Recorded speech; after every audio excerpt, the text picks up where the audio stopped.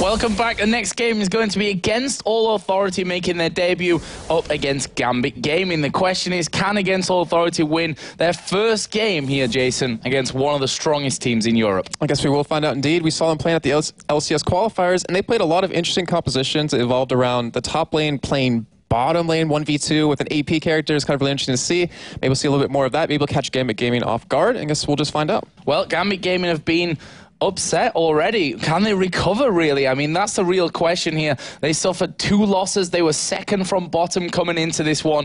And can they take down a team who's going to be hungry for it? Against All Authority in their first match, they're going to be starving almost for a win, Jason. I think so. I mean, we've seen it twice out of them. Until Extreme Matches Katowice, day 1, they went 1-2, I believe it was. They got through on time. They came back 2 out both the Zubus at that time. And then we saw them week 1. They lost really heavily to EG, came back against Fnatic, and just dominated them. I think they have it in them to do that. I mean, towards the end, they played against Giants, and it was a really close game overall. I mean, they didn't play bad. They didn't play amazing, but they have that ability to. We've seen it time and time again, and I'm sure they can do it again if they want to. Well, here we see both lineups for the teams. Of course, for Against All Authority, we have Freddy 122 flying the English flag here in the European LCS, Schleier, Nono, Corralius, and Virtual.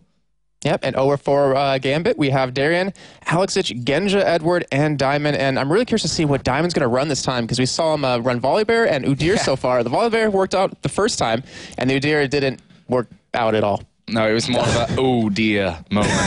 Sorry for that one. I had to get it in somewhere. I tried last week, but it didn't fit. But yeah, 2 great teams coming in. Against All Authority, obviously, are going to be the underdogs here. Let's take a quick look through their team. Obviously, Freddy 122 in the top lane, Schleier in the middle lane, Nono and Corralius in the bottom lane. I say in the bottom lane, it could be anywhere as the AD carry and support, obviously. And then Virtual that we had up there as maybe one of the more important players in the team. Obviously came in to replace Linak, who was a naughty boy and wasn't allowed to play anymore.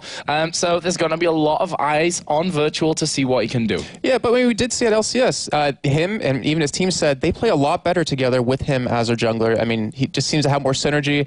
They played pretty damn well. They went it was 5-1 overall in that. They it was a 2-1 against Dragonborns to lock their spot in. But you know, anything can really happen. I'm curious to see what he's going to actually run though, because it is a 3.0.1 patch, and it makes a lot of tweaks to certain champions. So it'll be interesting to see what's going to happen, what they actually want to play. Let's have a look at the team that we're most familiar with here. Of course, Gambit Gaming, Darian in the top lane, Alexich in the middle lane, Genja and Edward, the AD carrying support, and the man on your screen, Diamond, who is their jungler, a ferocious jungler as well. You know, we've seen him playing his Lee Sin. He was banned. We saw him bringing Shyvana into the limelight all the way back at Intel Extreme Masters Kiev. Recently, we've seen him playing Xin Zhao to an amazing level. That in fact, it's just been banned against him pretty much the entire time. As you said, Udyr didn't quite work out his way. Volibear, on the other hand, a champion which we didn't expect him to bring out in week 1 of the European LCS. You know, that worked out for him brilliantly as well. Good to see the bear in there flinging people around. Flippity-floppity, I think is what Demon called that one. But this is the 2 mid-lane players. Going to be an interesting one to watch. Of course, Schleier. Is he going to be as experienced as Alexich? No, probably not. Is he going to be up there with skill? Yes, definitely. The problem is, what is Alexich going to play? We've seen him playing a lot of Rise recently with Teleport. He's been an absolute menace, actually, getting into those other lanes, really helping them to snowball on. But Gambit are a little bit of an unknown, it sounds weird to say, an unknown package in terms of what they're going to pick out in this game, because they have been going for some more little weirder compositions and different champion picks. Well, that's the thing. They can play pretty much any champion they want to. They have a large champion pool, and it is early on in the season, so they want to kind of try some things like the Udyr. It was really unexpected. Didn't really work out, so maybe we won't see that this time. But try some new champions, try a couple of new things, and maybe it'll work out for you in the end. And Alex, versus Schleier, it's going to be really interesting because Schleier plays quite a bit of champions. He played 4 different ones at the LCS, and then Alexich, he played Rise last week, and he also played Twisted Fate quite a bit. Yeah, I'm really interested to see how that one goes. Obviously, we saw Gambit getting rolled over by EG, which was not a really happy time for them, it has to be said, going through in that first week. But again, they managed to beat Fnatic as well. So it was kind of a mixed bag for Gambit in week 1. Anyway, but we're going to be going through to have a look here in a video exactly what these 2 teams said before we see them face off today. I don't know much about them as a team. I think they are counted as like outside team, but that can count for them. Like some team, for example, we or SK or Fnatic or even Geniuses will not prepare for them as much as they are preparing for us, and they can win. That's how the league system works.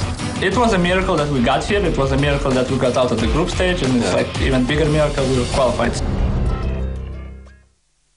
So, against all authority, the team of miracles, it seems. A miracle that they got out of group stage, a miracle that they got through. Are they going to need a miracle today to beat Gambit Gaming? I don't think it'd be a miracle, but it would be an upset if they could take them out. Yeah, but I mean, it's kind of disappointing because that shows their kind of mindset going into this game. It's a miracle they got here. They don't feel like they deserve to be here, and you kind of have to do that. You have to feel like you're, one of the best in Europe. And it kind of just gives you that total bad mindset going into that game. It's like, oh, Gambit, we're not going to win this game, so why really even try? They need to get out of that as quick as possible, and they easily could have a chance, as other teams have proved. But I'd take that the other way as well, to say that they know that they've got work to do as a team. They know that they need to train hard, that they probably need to theory craft a lot before they even think about going into the training. And that means that it's almost a no-pressure situation at the same time. If you say, we're not going to be able to win this one, then you take all the pressure, all the expectations away from what a lot of other teams have. The likes of SK, Fnatic, Gambit, EG, they are teams that have in their head, we have to win this game. We have to win this one. And we'll see how that really all affects against all authority and how they're going to be going forward in this game. Happy to see, once again there, we can see Freddie on your screens, an English player finally in League of Legends. We got Snoopy, but he's Scottish, so he doesn't really count at the end of the day. But hopefully Freddie is flying the flag that me and Demon would like to fly if we weren't actually pretty rubbish at the game ourselves. So, that's why we ended up being commentators, which I'm sure is fine for you guys at home as well. And there's Diamond Prox, as we said earlier on, his champions. He was one of the big junglers that had so many bans targeted to him. Obviously the first one, the biggest one that came to mind at the start, was that Shyvana that he broke out. That event back in Kiev, a lot of teams said, we know how to beat that. We know how to beat that. They left Shyvana in there and they lost. And then the next team said exactly this. We know how to beat Shyvana. We know how it works. And they lose again. The only way to beat that Shyvana was to ban it out. And then you had that Lee Sin doing exactly the same. You've seen his Xin Shao now being banned out as well. And he's really proven that he's got a lot of champions to bring to the table. Some a little bit more successful than the others. Obviously, Udyr didn't really work out in the first week here in the European LCS, but really interested to see what a week has done for Gambit. Well, the thing is, going back to Diamond just real quickly, is that he's a real innovator of the jungle, we have to say. I mean, that Zen he brought out, no one was really playing him. I think Maluna was the only other one at the time from Curse, but he came out with that, and the Lock of the Iron Solari build mixed in with the Renekton, and they had so much armor pen built up with that it completely caught teams off guard, and now it's being banned out against him strictly. I really am proud to see that kind of stuff because it really makes you think as a jungler on another team, should we try, Jungle Caston, as St. Vicious was talking about over in North America, or some other new kind of champion? Yeah, and while we're talking about, armor penetration and shredding, Renekton, we've seen it in this top lane. We've seen it a lot. In fact, I say a lot. We've seen it 100% of the game so far in game 1 and 2. We saw it over on Thursday in the US, all 4 games. And we know that Darian plays a mean Renekton. Actually, I don't think he's been banned out today. Actually, he's been out in one game, the last one, but he hasn't been played, which is kind of really interesting. I mean, they did nerf Renekton? Oh, no, Olaf, sorry. Oh, yeah. Oh, you're throwing Olaf out there now. I'm talking about Renekton. Oh, okay. He was in the last 2 games. Sorry about that. No, I was kind of looking at the Olaf because he did play him, and it did exceptionally well with him. But I mean, with the recent nerfs, because this is 3.0.1, like we were saying before, it doesn't have that flat armor pen anymore on top of that ultimate. The Renekton, I mean, we saw in that last game, build him straight tank. All he had was that Hexdrinker as damage, and you can still do quite a bit. You have a lot of disruption in the fights, getting the stuns down, getting the slice and dice, as long as you hit it with the Fury, get that extra armor pen to help out your AD carry. It worked out very well for them, especially with the Misfortune. I mean, he stacked up a Last Whisper, even a Black Cleaver. It's so much armor pen that you really can't even build that against him. You have to build that health. Yeah, and that's why I think that Jarvan really worked so nicely in combination as well with the Renekton last time. Aside from the fact that Hercule bot did some things in the jungle that you don't see every day of the week from junglers. Actually, Diamond, we saw it last week flashing in for an early dragon. Very early. We saw the ganks from Hercubot in that last game coming through the dragon pit. He did his combo through the back of the dragon pit, slid his way up to the back of that middle lane to try and come in, and did it twice in a row, actually. He went, okay, that didn't work, and he got the flash out of him, let's just go straight back around, and they did it again. So it will be interesting to see where the Gambit focus is going to be in this game, where that jungler is going to be camping things out. Obviously, Alexic in the middle lane, such a competent player that I think is one that demands less, I think, from his jungler in terms of how much time he spends around his lane. And the thing is, he doesn't even really get... I mean, he gets some kills in the mid lane, obviously, but that's not really where he focuses on his kills. He tries to help out his other lanes, help the top, help the bottom with his teleports. If he's running Rise or maybe Twisted Fate as he comes around the map, he really tries to set up ganks. And he even tries to bait teams in. We did see him ult into the back line of an enemy team, and they would all turn towards him. He's like, hey, I got Zhonya's. Not really going to hurt me, while the rest of his team just keeps hammering away at them. But yeah, he's really a rock on their team. And one thing that I'm kind of thinking about is Against Authority going to play a reactionary game, or I can't even think of the other one of that, but are they going to be the ones to really set the tone of the game, or are they going to be reacting to how Gambit's playing? That's one thing that I honestly can't really answer you right now. I'm not going to pretend that I know how Against Authority have planned for this game, because I'm not sure. For me, their first game of the tournament up against one of the favorites to, you could even say, win Season 3 as a whole, they could come out with really anything from this one. That could be an ultra-aggressive style. It could be an ultra-passive style at the same time. And that's something that we're going to have to, I think, learn a little bit from Against Authority as they do go through. And we did see in the video just now is that Alex was talking about how, you know, Against Authority has to research them. They're not even going to bother with them because that's the way it kind of it happens. So it looks like they're going to play something, I guess, they're more comfortable with, that instead of trying to pick something that will counter anything Against Authority can kind of use against them. But then that gives Against Authority some sort of an advantage. They've seen Gambit playing this past week. They saw them playing before that. They know kind of what they like to run. So it gives them that ban advantage and potentially the composition advantage if they can use that.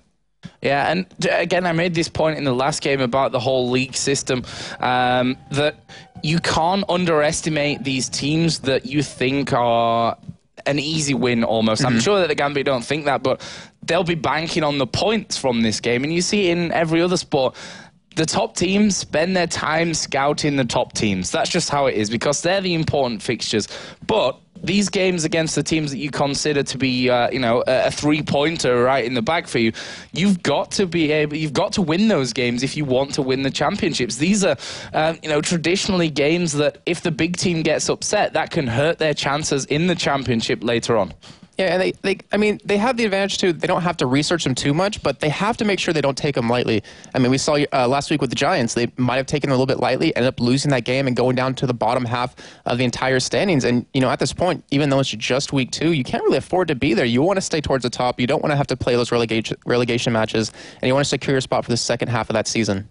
Yeah, and one team, I'm sure, by the end of it, one of the big names that we expect to be up there fighting, maybe right at the end of the Season 3 World Finals, you know, they could be one of those teams down near the bottom, really scrapping to actually keep their place, never mind anything else going into that. So it's really important that you keep your focus against your EGs and your SKs, but also against the teams that you would expect to be beating. Anyway, obviously, Dragonborns were the other team that were making their debut today. They lost their first game earlier on against EG, and Gambit are going to be looking to go 2 for 2 and climb a little bit further up that ladder. And that's something I really enjoy about this entire league, is that you can have these upsets. You can have these teams that not necessarily weren't unheard of, but weren't really in the limelight, come back, you know, beat these big teams, potentially secure their spot into the second half of the season, and really catch people off guard, you know, catch, or, you know, maybe build up a bigger fan base, because this is their opportunity to show that they have what it takes to compete with the best of the best, and they're in fact doing it.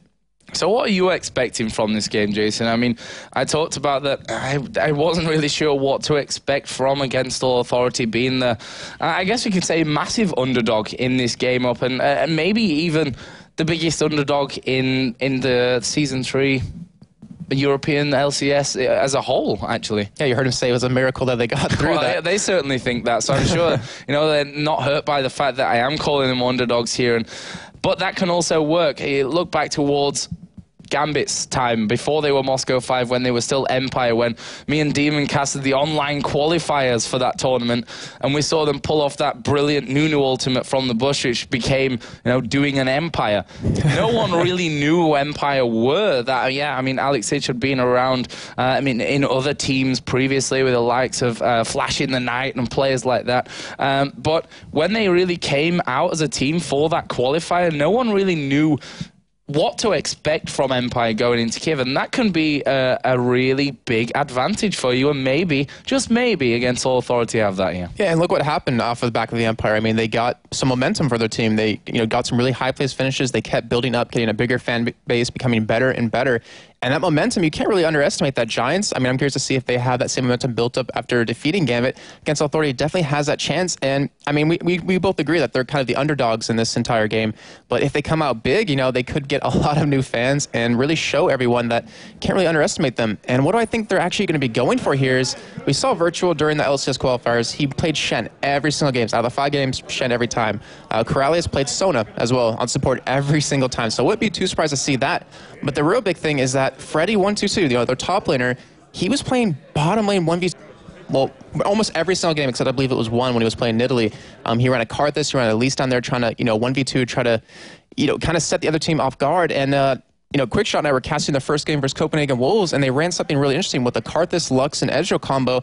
And what they do was they would hit someone with a light binding and then kill him instantly. They would use Ezreal ulti, the Lux ulti, and Karthus on top of that just to erase him from the game. And even though they didn't have a stronger 5v5 composition, they could win 5-on-4 very easily. And speaking of stats here a little bit, obviously you can find them all over on lolesports.com. A bit of an interesting one here for you in terms of KDA ratios for Gambit Gaming. So their highest KDA ratio right now is Edward, who's got a That's kind of expected. And they were all kills, you better believe it. They were all secured by Edward in that one. And then you look at the AD carry, Genja 2.6, Alex Hitch 2.7, Diamond 2.9, Darian 2.5. So Edward is an insanely good support. You'd put him up there with with the best in the world. Maybe you could even argue the best in the world. He's very aggressive. One thing that we always used to see is Edward being the aggressor in the bottom lane, Genja being more of that passive player. But Intel Extreme Masters, Katowice, 2Ks getting mixed up. He came back again with that whole aggressive style, and he was so good in that tournament, Genja. We saw glimpses of it last week again, but I think that's his playstyle. I think that's what Gambit really can do, being that such aggressive bottom lane that they've got on. And I'm wondering again just what they end up picking up in this game, because there are a lot of things open, and after that Volibear pick last week from Diamond, I guess we can't really expect anything for granted. Yeah, I mean, Genja, you're definitely right. I mean, he kind of changed up. He was playing very passive, and he's matching the aggression that Edward puts out. And that KDA you mentioned on him having 6 ratio, that was because of his Sona crescendos. He had the most amazing crescendos, hitting 3 or 4 every single time. He was flashy to just get the perfect position. He's definitely a top-notch player, and I wouldn't be too surprised to see that Sona be a contested pick, actually maybe even a first pick for both teams, because they both really highly value that. The Nunu, unfortunately, in this patch, he was nerfed down, so the Blood Bowl doesn't give you the same attack speed or the movement speed. So because of that, they kind of want to maybe push him aside. That's why we haven't seen him much today. It's all been about the Leona, the Lulu, and the Sona. And you saw there, just behind Gambit, obviously they have a manager in there, which is not too common for League of Legends teams these days. Not everyone has a manager who you see groove. He's a very, very vocal man. He was traditionally actually a Counter-Strike professional player, and he did some coaching there, managing there, and came in then with a League of Legends team when they were in Moscow 5. And I think he is a big, big addition actually to this Gambit lineup. He's someone who can get them fired up when they need it. Maybe pick them up or knock them down if they're being too confident. So, this is a guy with years and years and years of tournament experience itself. And I think that's some other League of Legends teams might want to learn from in the future, is having someone, not necessarily a League of Legends professional, but someone who's got the experience in terms of managing a team, and maybe more importantly, managing the emotions of a team around a big game situation like that. Yeah, and Joe, you were actually a manager, if I'm not mistaken, at one time. I believe it was for Fnatic. Can you kind of tell us what your roles were? Because, like you're saying, it is really an important role. I used to scream a lot. I could always get them up, but I could never knock them down when they were too confident. That was always my problem. But, it is in my opinion, a very important skill to have as a team. Some teams have that naturally built in. I'd say Ocelot is a prime example of that one. He's able to build people up. Not sure if he's able himself to knock them down, because he is, you know, one of those people who is very loud in game himself, and I actually think that Candy Panda is more the chilled guys in game. They're like, shut up, Ocelot, concentrate on the game right now. So you need those people in the team, whether that's as a coach or whether it's someone in your lineup. Obviously, every team has a different preference that goes across any sport. That the management style of every team is going to be done that little bit differently. But for Gambit, it's definitely worked out for them. You know, we saw famously in Katowice, he had that belt behind them.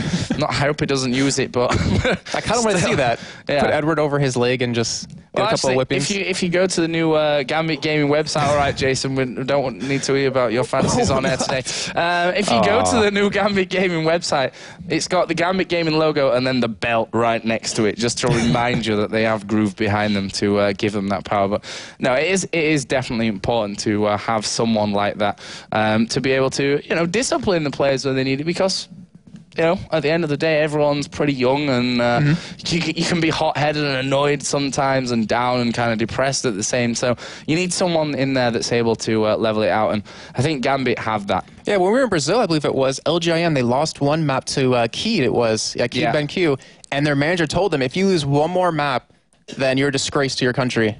Yeah, and that kind of hits really hard. It hits as hard as a leather belt, I think, is what it does. But yeah, that's the entire point of it, that I think some teams might need that in the future. I mean, it's a long season. You have to stay very, very dedicated, very focused. You know, it's all well and good coming to play your games, winning or losing for some teams, and then, you know, not following it through in that week as a practice schedule and looking at the games and saying, okay, we were brilliant till this point, then we messed it up. What do we do this week to make sure that doesn't happen? You've got to have that discipline going in because it is, like I say, a long season. And if you end up getting relegated and you're out of it after half a year, then, you know, you've lost a big opportunity. Yeah, and I mean, going back, or we'll talk about managers a little bit more, the third-person perspective of the entire game. I mean, we watch games all the time, casting them, and we've talked to pro players, you know, why do you do this kind of thing when you could kind of do this? And they're like, oh, I never really thought about that way. And it kind of opens up their eyes to a new strategy or potentially a new way to play to, you know, defend against aggressive play or something like that. Yeah, well, teams themselves actually should do that. That comes from watching replays as well. I mean, if you don't watch your games afterwards, you're never going to realize. But either way, that's enough from us. Let's get into the bans and the picks. Here we are live with them. Obviously, we can see that Against All Authority on the blue side get the first ban and the first pick. And unsurprisingly, their first two bans rise towards Alex Ich, Xin Chao towards Diamond. Yeah, and that at least is targeted at Freddy, 122. Even that Nidalee as well. They're really trying to take him out of the game since he was so able to play top by himself or play bottom 1v2. So getting those bans out, I wouldn't be too surprised to see maybe a Sona ban if they're not going to pick it up right away, but they do go for that Kale. And that's, I mean, that can be pretty much going anywhere. You can go in the jungle, obviously, you can go in the mid lane, which we've seen quite a bit today. But Gambit with their last ban, I mean, they might go for a Shen since that's all virtual play. They might potentially go for the Sona if they want to, or maybe take out the Ezreal.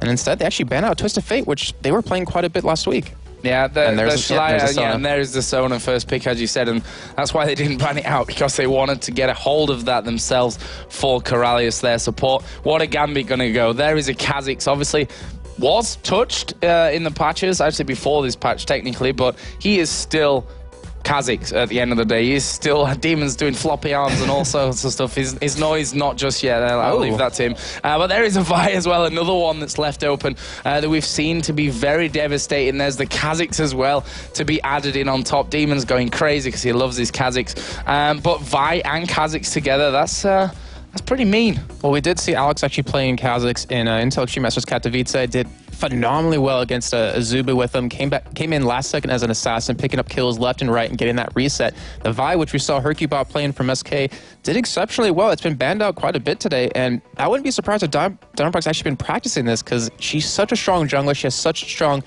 disruption, and in fact, that does get locked in.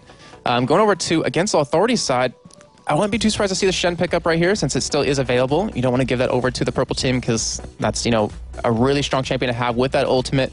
As well as Nono, who's been playing quite a bit of Ezreal. Maybe lock him in. Don't really need to, but you kind of don't want to show your top lane. You don't really want to show that mid lane just yet. Well, let's see from Against All Authority what they go for in this one. As we said, Sona was locked in. There is the Shen, which, Virtual. He's definitely a very, very strong Shen player, but could also go anywhere. There is a Kennen pick, which we saw Kennen being picked up by Giants. Now, Jim Bones' Kennen has been a terror, but also you have to factor in that Kennen can go in the top lane, can go in the middle lane. Don't know if you're going to run him in the jungle, but certainly he's one of those champions that you can pick at this stage and still leave the opposition guessing a bit. Yeah, I really wouldn't put it past Freddy since he has such a large champion pool to play him, especially towards the AP side. So it might actually be in that top lane, like you're saying, it might be AD. They might be taking a play out of Giants' playbook there to kind of counter Gambit a little bit. But with the next two picks going for a Lulu, so I wouldn't be too surprised to see a Caitlyn coming up next since that's such a strong combo. Or they might even want to pick up an Ezreal themselves to kind of get away from any sort of stun Kennen can put out here. And as we know, Genja is a really good Ezreal player if he decides to go for that. But looking at it so far, actually does go for Caitlyn. Okay, so look at it so far, we have a strong initiate out of Vi, and then we have that Lulu ultimate to knock them all back up yet again. So they have a lot of disruption that allows Alex to get around as much as possible on Kha'Zix, and then leaves Genja in the backside just able to pretty much get free damage down. But they might need to pick up someone a little bit tanky as their last choice. Well, we'll see what that is here in just a little while. What are Against All Authority going to finish off with? We've got that Sona, who pretty much given as a support. You've got Shen, could be in the top lane. A Brand, I'm not sure that's actually not quite falling for that one just yet. Although, you know, we've seen Volibear, so why not Brand, I suppose. But yeah, your point earlier about, I wonder if Diamond's been practicing Vi. If he's been practicing Volibear, I'm pretty sure he's been practicing Vi at this stage, because she is one champion that you definitely want to have in your pool at this stage of the game. There is a Graves, who, to be honest, we've not been seeing all that much of, sadly enough. He's not, I want to say, fallen out of favor, but certainly has not been up there with the most picked. They've got an Ashe in there as well, which is going to be either him or Graves. Changing Orianna would go in there. Obviously, Kennen. With Orianna, you can get straight in there, and you've got those two big AoE spells with the Crescendo as well, but looking like it's going to be the one. Yeah, we did see Lux played by Shlea in the LCS qualifiers, played exceptionally well with him, and we'll see he's actually going to be running that again. So it looks like Freddy will be running that Kennen in his solo lane as Edward. That's his coin champion to pick when he's trolling right there, getting that victor. But one day he's probably going to lock it in. That's the great thing about it. Yeah, there we go. There is a Volibear. So if that does get locked in, we will have Vi most likely in that mid lane, I want to say. Very strong champion there, as he's still rolling around into other picks. I even want to talk about it because he hasn't really chosen a champion yet. He always seems to do this.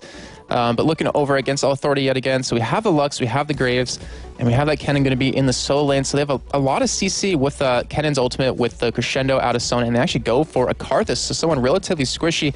They have an overall squishy team, but if Downprox does keep that Vi, going to be building maybe an early Brutalizer, then going straight tank right after that, just to be his big meat shield for his team.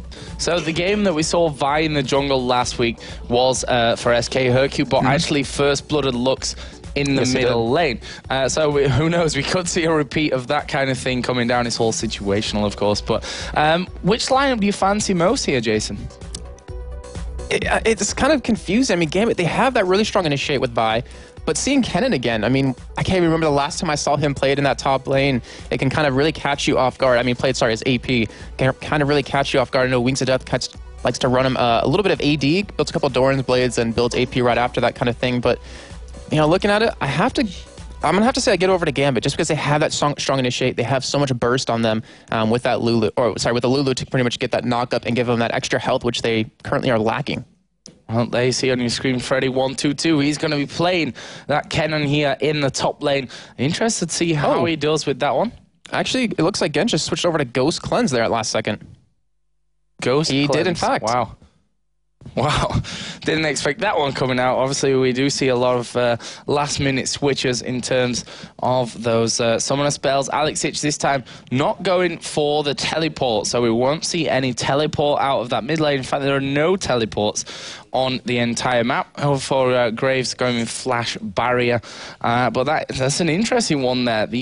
Ghost and Cleanse. I mean, if you've got Ghost on, you can cleanse any stun that comes in, and I suppose, you know, it works out plus when you've got that 90 caliber net to escape as well. But either way, we are going to be getting into this one. It is the first game of the European LCS for Against All Authority, taking on here Gambit Gaming, who are currently 1 for 2. No, they're not. They're 2 for 2, aren't they, because they played earlier? No, they didn't. What am I on about? They're 1 for 2. I'll get there in the end, don't worry. Well, something kind of interesting looking at Against Authority right off the bat. No, he's running that flat armor pen not yet again. This is his first game. 15 flat, which I believe Genja was the other one that does that. We have Yellow Peak who runs 13, so it gives him that extra damage in lane mixed in with the poke from Sona could be quite interesting. But Gambit currently setting up just for a defensive kind of level 1 right now. But looking at who has a stronger team fight, it depends if Virtual actually levels up that taunt or not, because that creates a lot of problems for Gambit. Like, Gambit does have pretty much the upfront damage you would want out of your team. Yeah, this could be a very interesting game. We've said it before, Against All Authority coming in. They said themselves in that pre-match interview video that it was a miracle that they even got this far, that they are even here in the EU LCS, which is a very interesting statement to make. We'll see how that all ends up panning out here in their match against Gambit Gaming. But it looks like we're not going to be seeing any or too much, if any, action here at level 1. Gambit just around their own blue buff. The Caitlyn Lulu combo are there. And we can see that Graves Sona are actually going up and Kennen is coming down. So this lane switch is going to come down for Against All Authority, which, as you mentioned earlier, Jason, is something that Freddy did a lot at the qualifiers. Yeah, he did. And it's not a bad idea to shut down Darren as quick as possible on that Kha'Zix, because once he gets rolling, he's going to just trail through your team. But I love what Gambit Gaming's doing. If you look on their side with the ward control, they're just ensuring Diamond can get an easy jungle, get his easy double buff, and then get around for the ganks, like you were saying before. First blood on Lux from Hercubot in his game on Vi. We might see that yet again happen. And Gambit, they're playing really defensive, but they're trying to create an opportunity for them to just take this game early on. Gambit going to get that red buff done, as are Against All Authority. Freddy giving a nice helping hand to Virtual here at the start of things. Both junglers going to be going smiteless by the looks of things for this first one. Darian, as you said, 1 versus 2. Jason, looking through the lanes, you know, who's going to be the strongest in this 1 versus 2 scenario? The Kha'Zix up there in the top lane, or is Kennen in the bottom? Well, we have Kennen, who has no resource technically. It's energy, so it replenishes very quickly. You can spam the shurikens, as you're seeing him do that right now. But Darren, he has a sustain in lane because of his Void Spikes. He's able to heal off of them and really just kind of keep up in CS. He can last it under tower very easily with him, but you do see him taking a lot of chip at this point. He has that Crystalline Flash just to kind of keep his sustain in lane, but overall, I really have to give it to Gambit in this switch. It's going to work out for them in the long run, as long as Darren doesn't get shut down too early. Yeah, and just looking at the early items here, because we have got quite a few differences between each champion here. Kennen running that armor cloth, the cloth armor, plus the pots at the start, and Darian actually going in for the Crystalline Flask and pots. Virtual actually coming here into this top lane. They're looking for that 3-man gank, which is really, really obvious, to be honest with you, at this stage. And Darian shouldn't be falling for this one. They had a ward in that tri-bush. He's going to go in for that one and have no real problems with staying alive unless he gets caught out. But Against All Authority are looking for a super early first turret. Yeah, and that's actually a great play by them, and that's exactly what you want to do when you go for this lane switch, but they have to be able to take that advantage throughout the rest of the game. They're letting actually a lot of minions going to get through here, so Darren should be able to catch up as long as they kind of back off, and they in fact will. So that push, it worked out very well for them, but it's going to give Darren a lot of money. In the bottom lane though, Diamond, he was kind of waiting around for a little bit, trying to go for a gank at this bottom side for a 3v1, just like we saw towards the top, and he did take away quite a bit of jungle, as they are going for an early dragon right now, Joe. Yep, dragon started here by Gambit. They say, you take our top turret and go home. We're going to pool our resources and head down towards this dragon area. You can see that Lux is headed south here. We'll see what she can actually do. The light binding coming in, plus the E as well, but that's not going to be enough. Diamond takes it with the smite. Nice little early pickup for Gambit. And that pretty much just counters that entire top lane tower going down. It gives them the gold they need. They lost a little bit of a map advantage up there, but it allows Darren to free farm. So as long as they can hold on to this bot and middle turret and prevent the AD carry and support from kind of roaming around a little bit, or at least getting a couple of kills, then they're going to completely benefit off of this this first tower and the dragon going down.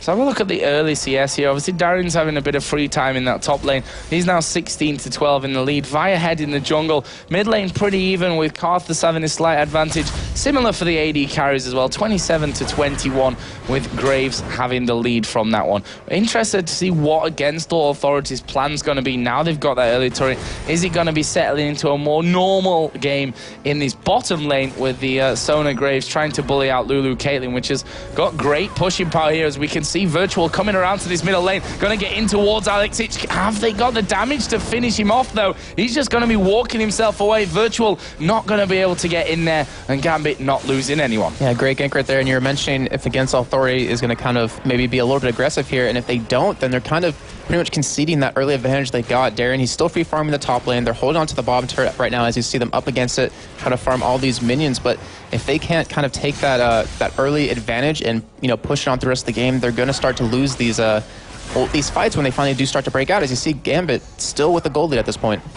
Against Authority, though, are hammering away on this middle turret. Diamond just trying to get them away from that one. And they will have done enough there with those minions running out. But against Authority, probably going to be happy with that amount of damage. In the meantime, they're pushing this bottom turret as well. That Graves hammering away at Coralius, using that poke damage coming out. And now the sustain as well that you get from that Sona lane is definitely not to be underestimated in the long run. Yeah, very true indeed. And it's kind of interesting is that Diamond isn't really swinging around towards this bottom lane. It looks like they might even concede this turret to trying to get Genja as much farm as possible. But if he's not going to come down to the bottom lane, he's going to let it fall, but that must mean he has some sort of strategy in mind later on. Well, again, they force the wave through. Edward actually below half HP now, and they need to be careful once Nono hits level 6, obviously, and he's got that collateral damage. That's when you get an incredible amount of burst damage coming out of the Graves, just throwing that smoke screen down to stop him from recalling home there, just delay it that little bit more. And to be honest, that might just be what they need to have that tower away now with only Caitlyn left to defend against that one. It's already got about a quarter of its health, so Against Authority could well have it away in this wave. Obviously not super attack speed or damage just yet coming out of aAa, so will take a while. Yeah, even though they didn't get on that last wave, they're playing slow but steady, going to get that tower probably on this next wave unless Edward can kind of help out with that. We do have Alex Itchy is level 6 right now, so if we see some sort of engage, which surprisingly, Diamond hasn't really put much pressure on the map on Vi, which he's such a strong early game champion, has such strong CC, hasn't really made much of that, but they do get that turret now up 2-0. They have the gold lead back in their favor. And Joe, taking back a look at this top lane with the solo laners, I'll say in the top lane, we have 48 CS currently on Darien to the 34 on Freddy. Darien was getting a huge lead on him, but Freddy was able to kind of get it back in his own favor. He has that Doran's Blade to just kind of last it a little bit easier and harass a little bit more.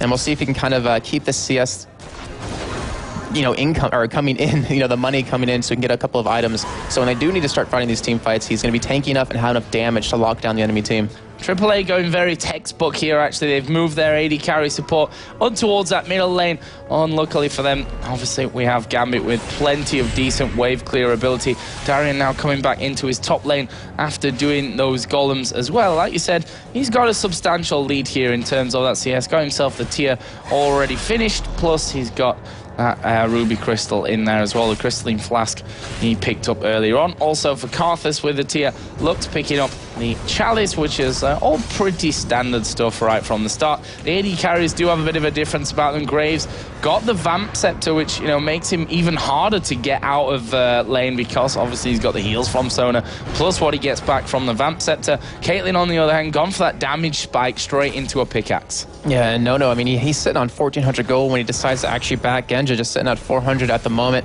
It's going to create a lot of problems for Genja to compete in terms of damage with Nono, who has that insane amount of burst. And I'm still kind of interested, actually, as he's engaged a little bit onto Genja, but a nice Nightkill Renette does help him escape, as you see right there. But it's kind of interesting is that Darien didn't build any damage items with that advantage he had in his lane, so he kind of went more towards a late game kind of build. The Ruby Crystal most likely going to be going into a Warmog's armor.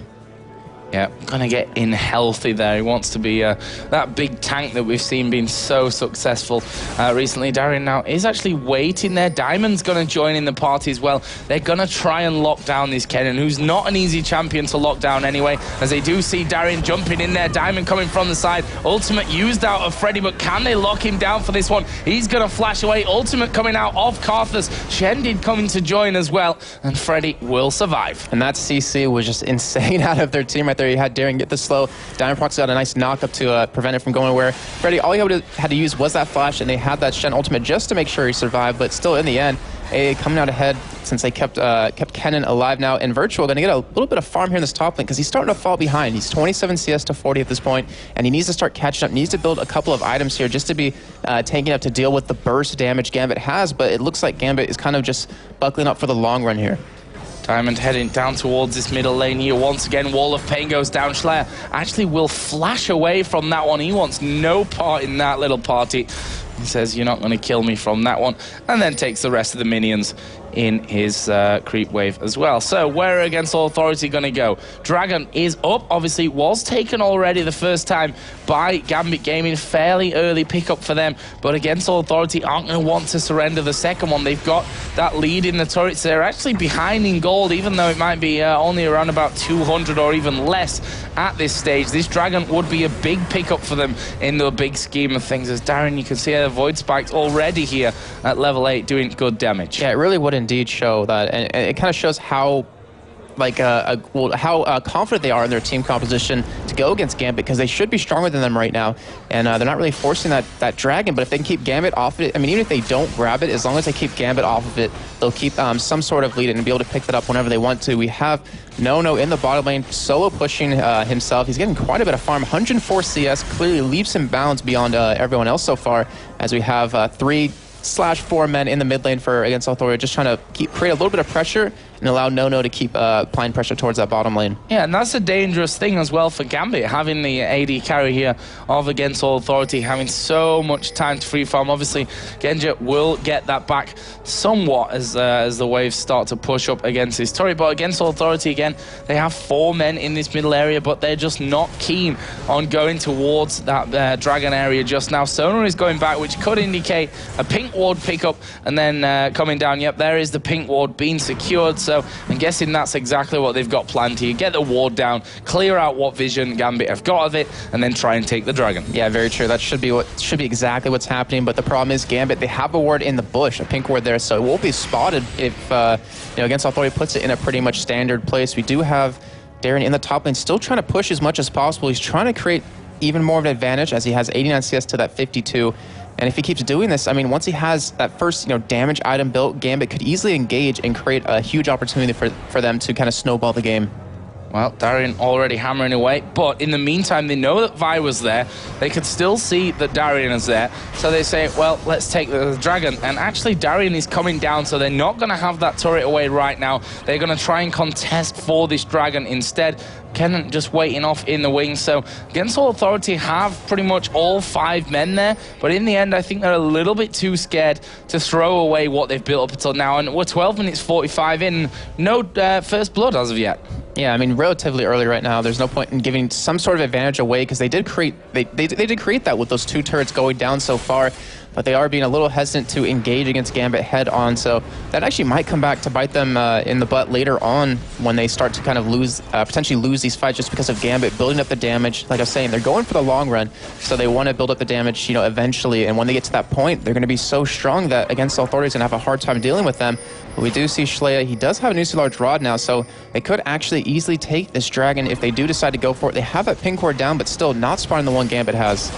Yep, and now Gambit actually working their way in for that one. Lux is just waiting on that top side with the light bindings of Void Spikes coming over. I mean, Wall of Pain will actually hit Corellius, but that dragon has been taken by Against All Authority. Now they're going to turn a run, though. Assault and Battery comes in. Corellius going very low. Put the crescendo down. Didn't do a whole lot. It may have slowed Gambit down for a while here, but they switch over on towards Virtual. He will flash away, but Karthus is still up. Virtual goes down, and they're going to keep pushing. They're going to try and trap No here underneath his tower. There are traps down to try and get him. He is going to die. Diamond will flash, actually getting the shield there. He'll be fine from that one, and that was 3 kills picked up. So, they picked up the dragon there, did Against All Authority, but at what cost? They've lost 3 men early on. 2 kills for this Kha'Zix, who, whenever we seem to see Kha'Zix, he gets beastly. And also that one for the Karthus, who's got such a monumental CS lead already in the middle. That's only going to help things out. Yeah, on top of that kill, he has those 2 assists. It's going to give him his catalyst right now. He's going to have, well, even extra lane sustain, but the thing is the laning phase is pretty much over.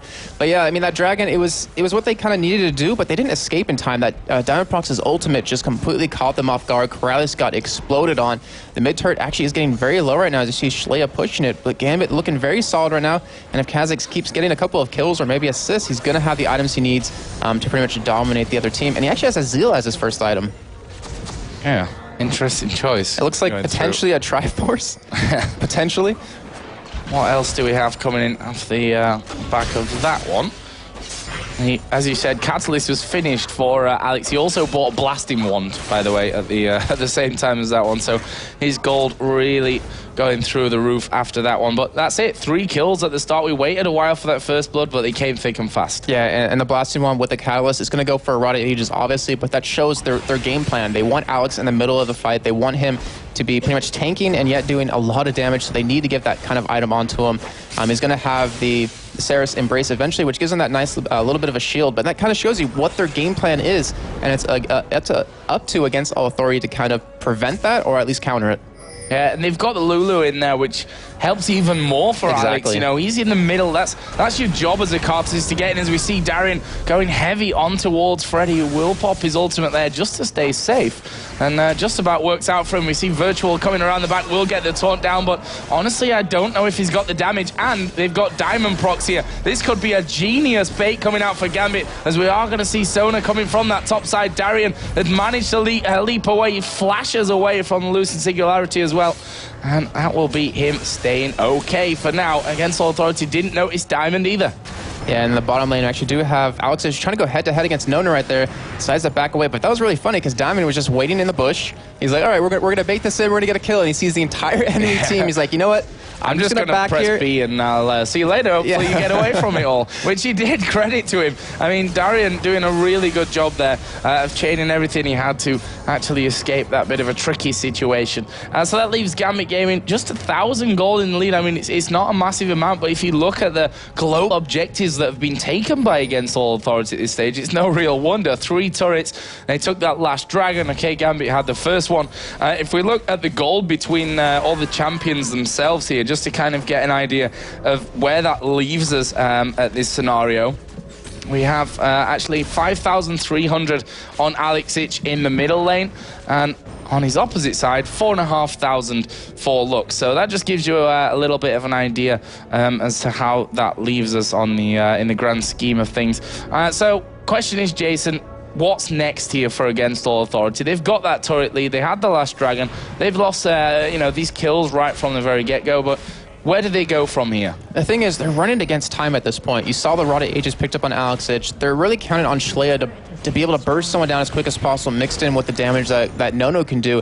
And the thing is, if they can't kill someone like that, they're going to have a really hard time killing anyone else on Gambit, because that's their whole thing. They try to burst someone down. They have Freddy to come in with his AoEs. He has a Seeker's arm guard, so he's going for that Zhonya. So against Authority, they're going to need to start forcing some fights, or Gambit's just going to get too tanky, too healthy to do anything about it.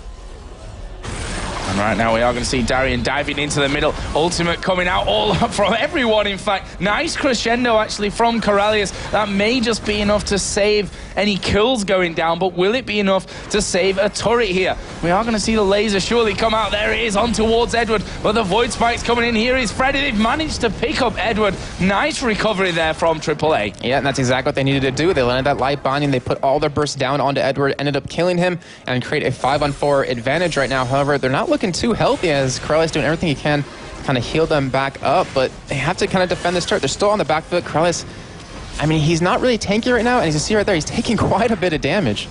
Yeah, just those layaways really knocking him low. And the thing is, at this stage, when it's 3-1, and they've had that turret advantage, if they're to lose this middle turret right now, pretty much negates any advantage that they had from that one. Yeah, okay, they've still got that top turret, but these middle outer turrets are what really makes a big difference. As we see Genji here putting damage down onto Freddy in the middle. Darian was off to the side. We've got Diamond coming in here as well. So another big amount of pressure coming down from the Russians onto this middle turret. They want to get results from this. And the thing is, I mean, the pressure they're putting mid lane is one aspect of it, but then you have the pressure of Alex Each. He's at 177 farm at this point, 102 to his counter. He's pushing that bottom lane by himself. He's building up so much damage, so much tankiness as he has 1,200 gold he's sitting on as he backs out. It's really hard for Against Authority to do something about this, and they need to try to create some sort of pressure. The thing is, every sort of pressure they're trying to create, like every lane they're trying to push, it's getting countered by Gambit. And we can see there that Slayer actually, rather than finishing off that Athene's Unholy Grail, has gone more the, okay, I really need damage at this point of the game. I'm going to go for that Rabadon's Death Cap, because we need to be picking up these kills when we get involved, and he can't wait to you know, finish that Athene's and then move into Rabadon's. Dragon is now available once again for the taking. You see the ward coverage there for Gambit is very, very strong around that area. There is one ward in the back put down by Against All Authority, but will they be able to hold off? Kha'Zix is actually leaving from that top side. Kennen is in the top lane. They know he's there. He's not going to be involved. Yeah, I mean, you have aAa, Karthus, who's probably one of the strongest, you know, objective takers as they do secure that, as Lux almost took it away. So that gives them those 2 turrets to 1. But yeah, I mean, Karthus, he's one of the strongest objective takers with that single target damage from Defile. Not to mention he has that blue buff on top of that. So it's pretty much impossible for them to do anything to kind of steal it away. It was actually a great play of them to hold back on damage and then finish it off with that smite. And Alex again then just going straight down into this bottom lane. He's got the blue buff on.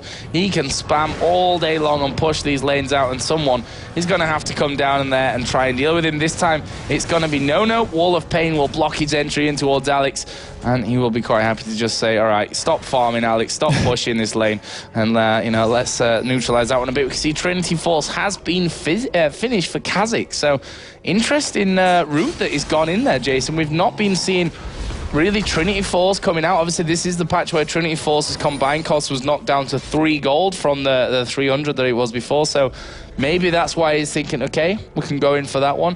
What do you think to that? I mean, it gives him quite a bit of good stats. It gives him a little bit of AP, which gives him a little bit of extra healing from his Void Spikes, but it gives him the health. It gives him a nice slow. It helps out for, you know, sustain in fights because they're going up against so much burst. He had to build health somewhat. Really curious why he didn't decide to go for a Warmogs instead and go for the standard Brutalizer Bloodthirster combo, but so far it's working out for him as he sees 2-0-1, has a huge farm advantage over his his opponent, Freddy.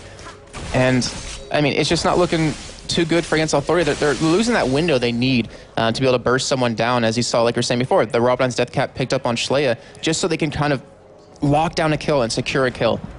Well, if we look at the CS again, it tells a bit of a sorry story for Against All Authority at this point. 170 to 123 from the top lane, as Lux just going to clear out that minion wave in the middle. Middle lane, 208 to 128. That's their massive leads. Yeah, on the other side, a 20 CS lead for Graves over Caitlyn, but that doesn't quite match things up. That doesn't really equal things up in the grand scheme of things. And Gambit, they really want this middle turret. Diamond's doing the war dance there at the front of it, saying, come get us, because they want to take this middle turret down and grant them that big boost of vision. And they easily could take this down if they want to. The thing is, Genja, who's kind of not even there at this moment, taking on those Wraiths, they have the items they need. They have those big items. They have the Infinity Edge done on Genja. They have the Rotted Ages and the Seraph Embrace done for Alex each. So they have the ability to tank the damage that's going to come at them. But it's all about them, you know, engaging when they want to, or creating an opportunity when they want to. Well, we've got the pause. No information as of yet in game, actually. So we'll just wait and see what they say. It was actually Gambit who paused that game, so I'm assuming issue lying over on their side. But while we've got this time, I guess we can have a little bit of a look down the items. We'll start with the AD carries because there's a big difference between them and the routes that they've gone. Graves, Bloodthirster, Static Shiv. Still got those tier 1 boots and a Doran's Blade in there as well. On the other side, we have Infinity Edge plus the Berserker Greaves and Doran's Blade Cloth Armor coming out for Caitlyn. Middle lane, Rod of Ages, Zereth's Embrace, Sorcerer's Shoes for Karthus compared to Rabadon's Death Cap and the Chalice of Lux. The junglers, again, different path that they've gone. Diamond, we've seen him time and time again with his Zin, with that Volibear going straight in for that Locket of the Iron Solari, being a very effective item for him over the course, and also that Spirit Stone as well. And we've got the Warmogs finished on Shen. Top lane, which again is another lane with big CS difference, currently bang on a 50 CS lead for Kha'Zix. We've got the Seeker's Arm Guard in there.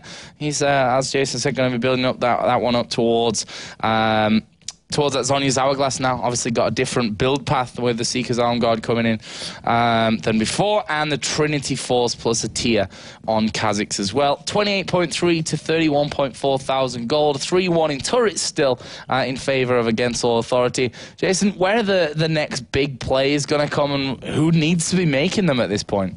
Well, I mean, the big plays, it can go either way. I mean, if Against All Authority can make some sort of big play happen, burst someone down on Gambit, they can start to take an advantage, start pushing, maybe get a couple of turrets and some extra gold in their hands. But then again, Gambit, they've been sending Alex to kind of split push, get some extra farm in, you know, just kind of keep the bot lane pushed in, get some really key items. And now they're sending Virtual to kind of, you know, push out that bottom lane. The problem is that if you do send Alex down towards that bottom side, Nono's the only one who can really stop him.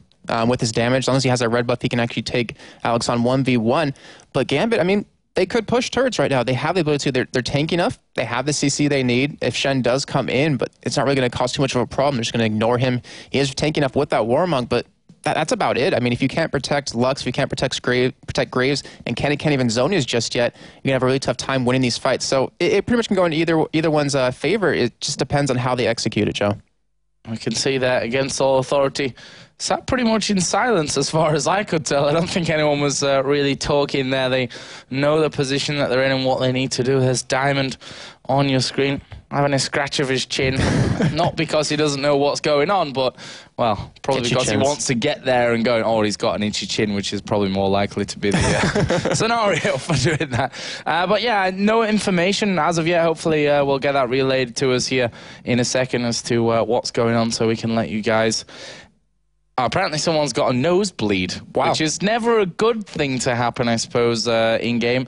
Actually, Demon was playing a game yesterday. He was having a different kind of nosebleed with his illness, but that's why he benched himself today. But yeah, someone, I'm guessing from Gambit here, having a few problems, but hopefully that will be sorted out here. That just shows you how intense the game is, Joe, is that one of the players got a nosebleed. Yeah, that's it. I mean, it is intense, and when you're focusing that hard, you probably don't even notice it for 5 minutes. You're like, there was a pool of blood in your lap. It's just like, wow, I've got blood everywhere. I didn't even realize that's how much I was focused on taking this game. But you can see Moscow 5, Gambit, the former Moscow 5, staying, again, very, very focused. That's a trend that you'll see that I don't really even need to mention, to be honest, when we get to these pauses, that everyone's so focused.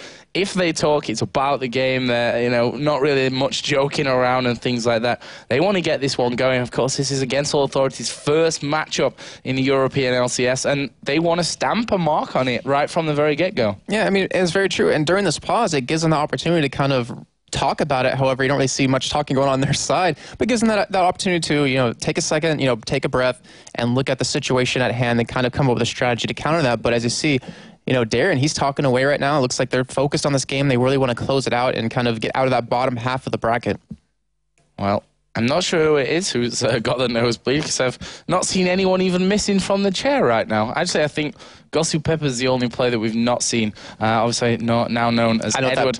Going back into the old school, calling him Moscow 5 and Gosu Pepper, but you guys know who they are. But we should be getting on here. There we go. Finally back from the pause, so we can get back into the game, figure out exactly what is coming next. You see Pink Ward put down there right in the middle, then another ward just a little bit further, slowly but surely edging their way to the turret. I think if that was Edward with the nosebleed, that's the blood of all the champions he kill stole from.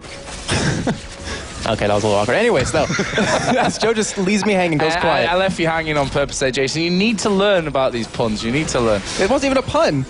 Well, I know. Just a statement. God. Anyways, though, we do have Vi in the top lane going for a push here. And, I mean, Virtual having a hard time doing anything against Alex in that bottom lane. Doesn't have that blue buff, so he isn't able to keep pushing as much as possible as he's trying to go head-to-head against him. But as the top side, as you're looking right now, trying to hold on to that turret, but it looks like it's going to go down very shortly. And Virtually just trying to dodge those layaways, pretty much just walking into them as he went. And I think there's a problem here for Freddy in the fact that Vi is so tanky that I don't think he could kill him, even if he threw like everything that he's got in his arsenal at him right now. I mean, he's a level behind. That's the top laner who's been solo for, you know, quite a while, is a level behind the jungler from Gambit Gaming. That doesn't tell a good story right now for Against All Authority. They're going to lose this turret here with Genja actually coming in there to help it, and that will bring us back to 3-2 in turrets. And this is starting to give Gambit a nice little bit of gold lead as they are up about 4,000 at this point. And this lead they're getting, I mean, they can use it to their advantage. They're going to pick up a couple more items, maybe get a little bit more tanky if they need to. We have Genja sitting on 1,600 gold, so he can buy whatever he wants to when he backs. So probably a BF sword or maybe a Zeal for some attack speed. And then Diamond, who has quite a bit of gold in his pocket too, sitting at 1,800. So Gambit, I mean, they have the opportunity to go back and buy, as he does pick up Aegis of the Legion, but they can go back, they can buy, and then start forcing these fights if they want to, or just kind of play it slow and push these turrets. Yeah, and from Gambit's side of things, 1 to 2 currently in the group stage or in the league. They don't want to be losing any more games. They don't want to be throwing another one here. Obviously, they've lost to Giants last week, which was the upset, the biggest upset that we've seen up until this point of the European LCS, and they don't want to be the focus of another upset here 2 weeks in a row. That certainly hurt their confidence a bit. We can see that against Authority here, actually getting a pink ward down as Edward going to take a lot of damage. Everything coming his way. He's going to ulti himself and flash away. He will actually stay alive from that one, so good reactions actually coming out there. But they threw so much at him, and Jason, that's the support that they've just thrown all that at, and they still didn't kill him. Yeah, that's a very good point. And now with this opportunity, knowing all these ults are currently down, obviously Lux doesn't have really a long cooldown. Gambit can make a really strong push here. They do get that middle turret, but yeah, I mean, if they can't kill Edward, how would they expect to kill anyone else on the team who's already building tanking up? You have Genja, who doesn't really have any life still just yet, but he's not really going to get in a position to get caught because he has the ability to get away with that 90 caliber net. He does have Cleanse and Ghost as well to dodge out of anything. And his Caitlyn, he's got that massive range. He doesn't need to be as close as anyone else would be to those fights that are going down. So once again, gold going to be creeping up for Gambit Gaming. They've equalized the turrets now finally. That's what we said about against All Authority in the early stages. Great stuff from them to pick up those 3 early towers, but if you can't turn 3 towers into 6 towers and then into Nexus turrets, then you're going to lose the game at the end of it. Yeah, we've seen that happen, though, with pretty much, I want to say almost every team that qualified through LCS minus Fnatic. They have that hard time of getting, I mean, they get their advantage. They can do that, but they can't take that and roll with it the rest of the game. They can't push that advantage and kind of, create the opportunity for them to win the game. Oh, Genja just doing his red buff. Freddy going to be helping out here for Schleyer, who's going to be taking that blue buff away. Dragon is now up, and we can see that Gambit Gaming are going to be headed down there. Actually, there's a pink ward down, no wards down whatsoever from against All Authority. However, they're up by Baron, and that's something that Gambit are very conscious of here, that they definitely don't want to be trading a Dragon pickup for a Baron, as Darian here just unknowingly, I think, avoided all the skill shots that came out of against All Authority. He's like, well, got away scot-free from that one, as Diamond here coming around the side, and that's not position you want to be fighting in there. Those close walls, they're going to dive in, and the fact that Kha'Zix can cover all of you in those void spikes. He's going to be jumping in there all in your face. In the meantime, actually, Dragon was taken by Alex down there with Karthus. Yeah, in the mid lane, we do actually have that whole CC going down. This could be bad news. I'm not sure that against All Authority really want to get into this one. I mean, it is 4 versus 5 there, but still you can see that Gambit forcing them completely away from that. The Karthus ulti was enough to scare them completely off it. And the thing was, I mean, Corrales, he has an Oracle. He can create an opportunity in their own jungle for them to fight where they can lock down the entire enemy team. But they're just holding turrets because Gambit is not giving them that opportunity. They're not going to go into the jungle. They're going to push the turrets straight on. We have Lux's ultimate now down. So is Nono's. Kraus is the only one with his currently up. And there's not really much they can do against this push that Gambit's really doing. And in the meantime, at the bottom lane, Alex is still pushing by himself. Yeah, he is still down there, hammering away on that turret. It's going to go down to half. Graves is going to be seen coming down to this bottom lane. Question is, can Graves actually take on Alex H? Wall of Pain dodged nicely there by Nono. But Alex, look at this, he's going to turn around into him, puts the exhaust down. These layaways over the top of the wall, enough to really force Nono to back off. And he thought that he could have Alex H there. Oh, okay, he's forced him away. Yeah, Diamond is not finished just yet. Will dive in there. Is he going to be able to get the kill? Quick draw away from Nono. And Diamond actually backs off in the end. Yeah, Nono, I mean, with just the amount of farm he has, his only on his team who's currently beating his lane partner, he's the one that has to make the plays happen. As you saw, I mean, going head-to-head against Alex H, he almost killed him. He almost died on top of that as well, as you do see Genji going head-to-head against Virtual. But, I mean, even with just that Infinity's Edge and that Zeal, he's able to take Virtual on 1v1. Yeah, Virtual can't stand and bang with him here, especially with that red buff on as well. If you get into a fight, he's going to make you pay for it. The trap was just walked over there, so that bit taken away. If you look at the items, Kennen has finally got that Zhonya's Hourglass finished, got the Haunting guys in there as well. But to counter that, there's now that Warmogs added into the Trinity Force for Kha'Zix. Yeah, it's pretty much for Against Authority. They're like, okay, we got that big item we needed for Kennen to start getting the engage on the fights, but then it's like, oh crap, Darien has a Warmog, so they have the items they need to counter it at that point. So against Authority, they have to pull something amazing out, and they honestly could. I mean, you can't really say they're out of the game just yet, but they have to make some sort of big play happen if they want to get back in. Yeah, Karthus also getting that Void Staff in there, as we are going to see Darien. Was that Reginald? Sorry, completely fails his jump. Hey Jason, I think you've been bashing on TSM enough lately, son. You need to calm me with that. But yeah, obviously failed his jump over the wall there, which happens to the best of us, except Demon. He never misses a jump whatsoever with his Kha'Zix. But that can happen to anyone at the end of the day.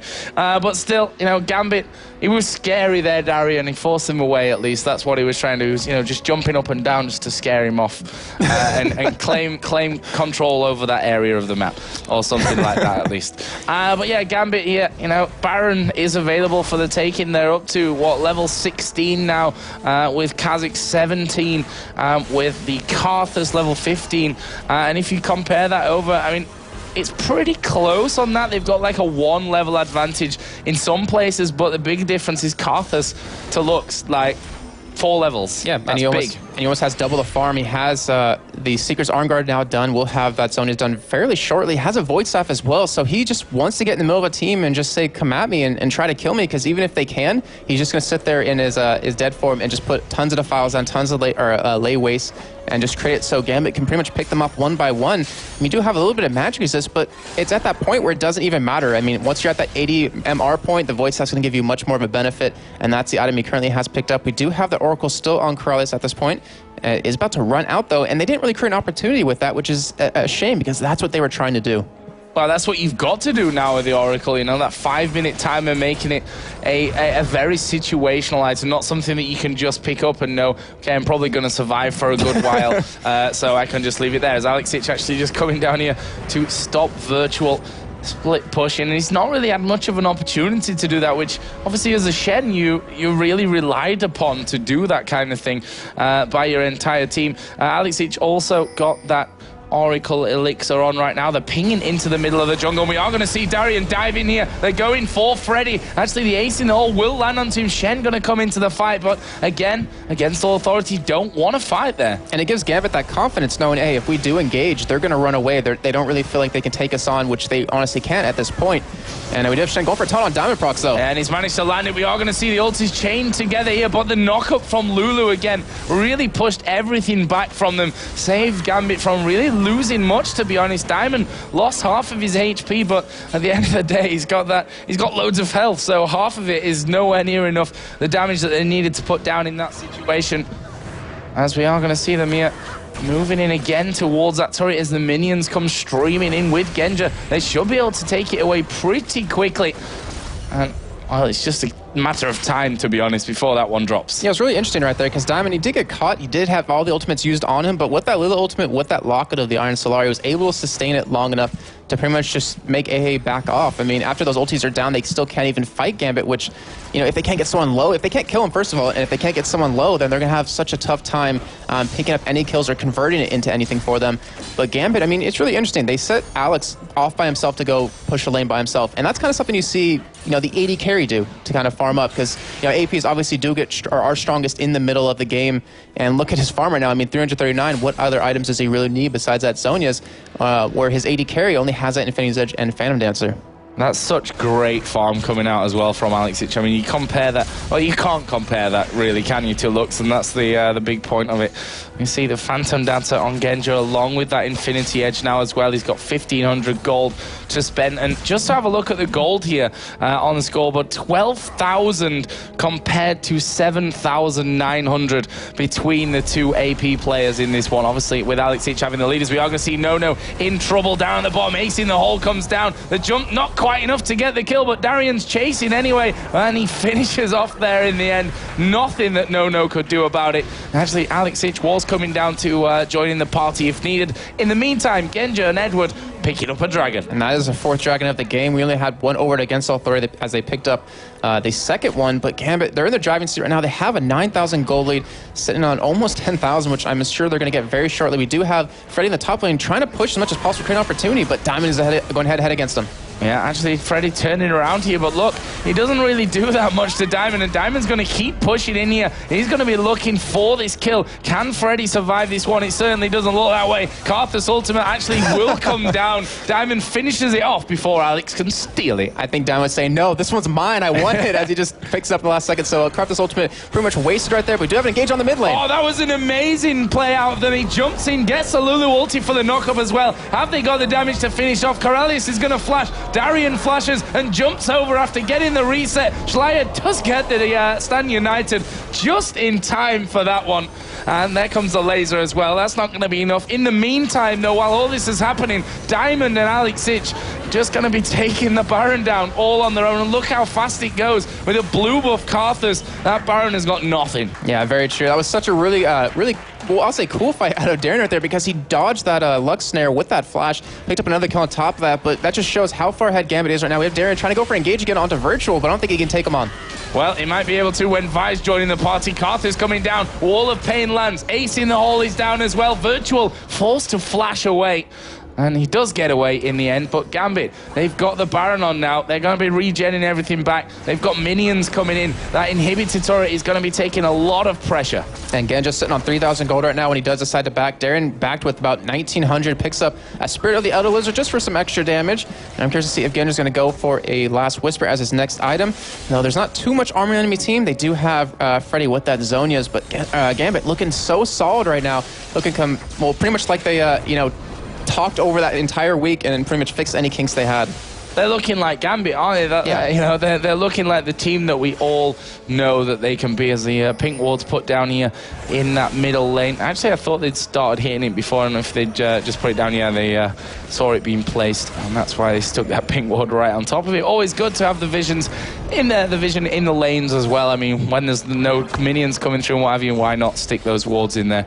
Have complete vision. So, Gambit are going to be pushing again towards this inhibitor turret.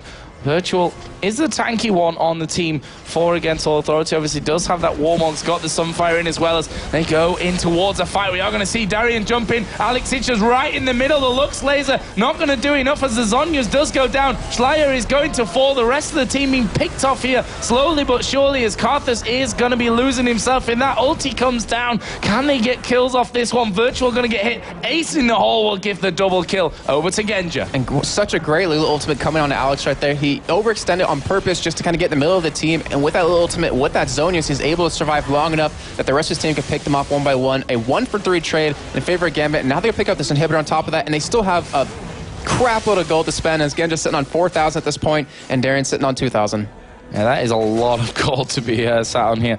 But they're not done just yet. Red buff is up for the taking, and they're going to strip every last bit away that they can. Meanwhile, Darian is actually hammering away on that top inner turret as well. I don't think that Kennen can really do anything, as No may be in trouble here as well. 90 caliber net from Genja will pull him in, but he is not getting away from this one. We'll use his barrier, but that's only prolonging the inevitable. And it looks like Diamond's trying to pad his KDA right now as he keeps taking a couple of kills right there, sitting at 205. I mean, look at the entirety of Gambit. There's only 2 deaths, one on the support, which we saw happen earlier, and then one on Alex, because that's exactly what he wanted to happen anyways in that fight. So Gambit, they're playing these fights exceptionally well.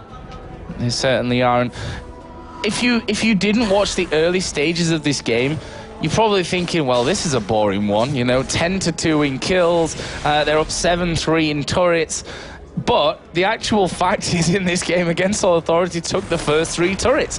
But then they lost 3 kills, and it all just kind of rolled on from there. So it's not like they've been super outdone in this game, but Gambit showing their class. And as you said, the difference between a great team and the best teams is being able to take an advantage and really push it home. And speaking of advantages, Freddy certainly doesn't have one right now. He's right in the middle of nowhere. Diamond and Alex Ich on top of him. It's Alex that picks up the kill. And this just shows the confidence that Gambit has, because they have two people in the bottom lane. They have Genja coming back from the mid lane. As we do see Darren actually going in over the wall. He's not messing around from this one. Actually, he's going to be popping that ultimate here. Can he get away? Lulu's shield comes in as well, and he didn't lose any health in the process of that one. And now he's going back in again on towards Virtual this time. Darian having a lot of fun with his Kazakhs this time, jumping all around. What are they going to go for? Bottom lane is actually being pushed out as well. Corralius, you see, it's about a third of his health taken there when he goes through that wall of pain, and the Q hits him there. The lay waste from Alex Ich. There is the second inhibitor going to be falling down as well. There are super minions in the base. Gambit could probably go for a final fight here if they really wanted to. Wow. See the poke damage coming out. Virtual down to less than half HP. Darian, Edward, Genja all hammering away. They should probably focus one of these these Nexus turrets. They've done good damage to both, as we are going to see the flash and crescendo coming out. It's not going to do really anything for them though. We've got Karthus here having to use a Zhonya's Hourglass. Virtual will die. Kennen is right in the middle of them. Freddy taking a lot of damage. Karthus ulti comes down, and he just about gets out in time for the Karthus ulti to hit him. Schleyer trying to get back onto his fountain. Darian right in there, does actually get Lightbinded there in the end. Genja here taking damage as well, but he is still alive. Look at the Nexus turrets. One's down, second one will fall. Gambit Gaming here going to focus in on the Nexus. The surrender vote comes out, and Gambit Gaming are able to take out Against All Authority in their debut game with a very, very convincing performance. Yeah, as you saw in that last team fight, they've used everything they possibly could against Gambit, lined up their ultimates, and yet they still couldn't do any damage because of because they fell behind early on, and Gambit taking a very decisive victory. Well, falling behind early on, they took those three turrets. They had the advantage, but they lost all the CS after that. They lost the kill. It was, I'd say, a bit unfortunate for Against All Authority. I think they had a solid foundation to start with, but yeah, alas, a team like Gambit, if they can find an opening, they will, well, find a bigger opening than you thought you'd given them. Anyway, that's enough from us here at the commentary desk. We're going to throw it over to Demon and Quickshot to break down the game. Yes, thank you very much, and well, Quickshot, very quick finish really, once they got finally that advantage, but as Joe just basically alluded to there, Against All Authority they had the advantage, but they just don't know how to drive a wedge into it. I think that's the word he was probably looking for. They can't widen that opening they have, whereas, you know, the game was slowed down purely by the fact that they got them 3 turrets, and then they couldn't do anything else. Yeah. And this is something we're seeing a lot of from the newer teams. The problem came in, they got that advantage, they got the towers, they got the map presence, but they fell so far behind in CS, they weren't able to battle. Now that they were pushing past the tower, or into the enemy territory and needing to push beyond their safety net, they needed that itemization advantage to really press home any sort of victories that they'd gained early. And unfortunately, it just did not work out for them. And we have a replay here, and this is really where things started to turn against them. Because actually, they got really early turret. I think if I look at my notes, it was 4-minute turret there, 4-minute 10-second dragon for Gambit. So it was very early stuff. You know, it was looking like a fast game. And then things slowed down, basically off the back of this replay. Yeah, pretty much. So we jump into the matchup here, and you can see that Against All Authority are setting up to take Dragon. So they've poised us around 13 minutes in the game. We're bang on even in terms of gold. And you can just see that Gambit decide to move in for the engagement here. Dragon is going to go to Against All Authority. And I just want to pause at this exact point here. Look at the way Gambit are collapsing onto Against All Authority. Corellius is, towing the line on the back there. He's defending his team, playing that sort of bait position. If you're going to get a kill, pick it up on me. But Gambit are not lining up for a crescendo. They specifically spread themselves apart to make themselves less likely to get caught. At this point now, you see the ace in the hole being targeted onto Corellius, and a big mistake comes out from Corellius. He flashes into his team. Now, this is the exact point that I lost it. I jumped out of my chair because Vi's Assault and Battery, you'll see she slams Corellius into the ground, deals damage to absolutely everybody, and Against All Authority do the best that they can, chunks him down, splits everybody apart, and here comes the damage burst. Corellius is removed from the fight. A good crescendo is at the very least going to kill him, as we do have a bug splat, unfortunately.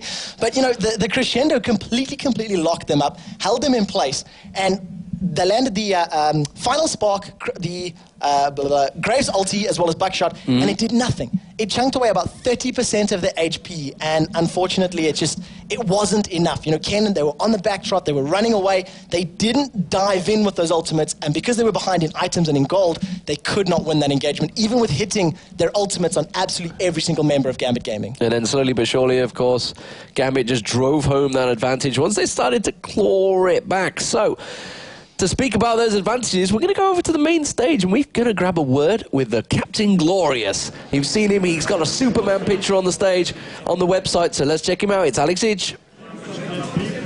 Thank you. Yes, I'm here with Alex Itch from Gambit Gaming. Now, Alex, Against All Authority came into this one strong and pushing those 3 towers. How did you strategize against that? It's like, well, we kind of expected that, but so when they were pushing the turret, we decided to go for Drake, so it kind of equaled our gold. Our bot lane doesn't like to push turrets that much, so we were just like a bit behind because of that, but we still got more solid team comp, and I think I got like 100 creeps advantage against their mid lane, so I was hitting hard and they couldn't fight us 5 versus 5, and we were like always splitting them, so after they pushed the turrets, they had to split to all the lanes, and even like they got Shen, but I kinda negated his global presence because my ultimate was as hard as like his presence in the team fight. So you kind of counterpicked them there? Did you strategize specifically against All Authority? Or did you just play your own game? Did you research them up front? It's like we researched them in case of their best heroes. So we knew the heroes that they are playing that are really hard against us. It's like Nidalee and Alice. We didn't want it at all because Freddy like carried 2 games against Dragon Balls with Nidalee. So we decided that it will be good ban. And Schley plays a lot of Twisted Fate, and we saw it got banned like all the games, so we decided to not check if it's good or not. And after that, we just picked our heroes. I knew that my cards was really good against Lux, and we decided to swap Darren to Kha'Zix. It's not his usual hero, but still it went really well. Now, last week you suffered 2 losses. Did you train differently this week than you did the week before? Our schedule was like 4 hours per day, like from 4 to 6. We changed it to 8 hours every day. So we trained a lot and trained hard and came in much better form this time. Thank you very much, Alex. Now, we're going to have a short break right now, but after this short break, we'll be back with our last matchup of the day. These 2 teams brought down the house last weekend and had every single spectator at the edge of their seat. It's SK Gaming versus Evil Geniuses coming up next.